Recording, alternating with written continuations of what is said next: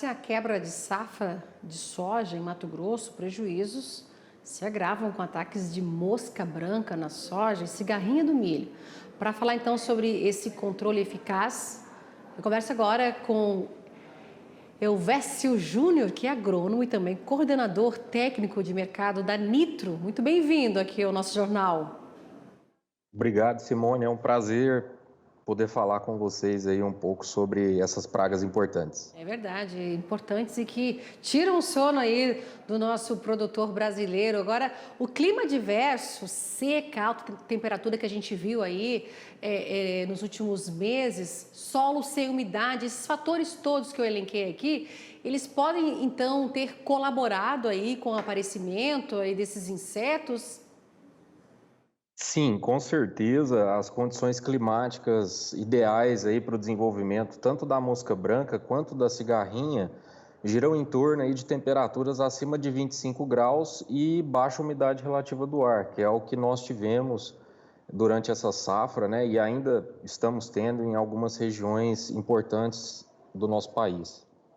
E diminuíram aí também essas adversidades climáticas aí, diminuíram o potencial dos produtos usados para eliminar essas pragas aí, perde um pouco do controle quando eu falo a falta dessa umidade aí no solo?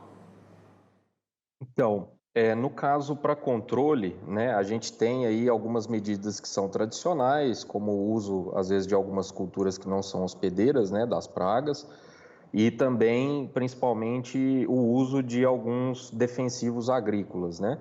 Mas essa adversidade climática ou esse período aí de aumento das chuvas, né, favoreceu bastante o uso de práticas mais adequadas e mais sustentáveis, como o uso de alguns biodefensivos aí que a gente tem no mercado disponíveis à base de fungos, como a Beauveria baciana, o Metarrhizium anisople, que eles agem de uma forma natural, né? São micro-organismos benéficos que a gente pode utilizar a nosso favor nas lavouras para controlar esses insetos.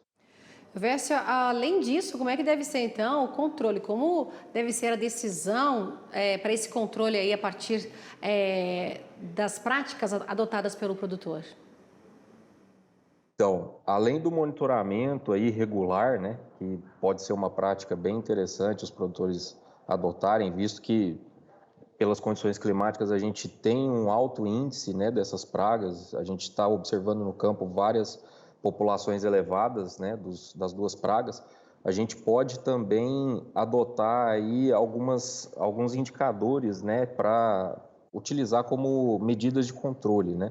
No caso da mosca branca, a gente pode observar as fases do inseto, então, se tem muito adulto ou se tem muita ninfa na folha, a gente pode posicionar diferentes estratégias e no caso da cigarrinha, observar aí a pressão inicial, principalmente de V1 até V5, e o número de adultos ali por metro linear ou por plantas, né? Pode ser um indicativo para a gente adotar aí diferentes estratégias e utilizar o controle com os biodefensivos. Tem que observar bem essas fases aí que você falou, tanto de adultos quanto das ninfas, para poder ter esse controle aí no campo, né? Para desenvolver essa decisão aí para esse controle. Agora, os erros mais comuns aí de manejo que resultam então no aparecimento da mosca branca e cigarrinha. Então, nós temos aí dois fatores primordiais, né? Que talvez seja a escolha do momento inadequado de se usar, né? O uso ali do defensivo ou do biodefensivo. E aí a gente tem um estouro populacional muito elevado e fica complicado você ter ali uma redução significativa sem fazer algumas aplicações sequenciais, né?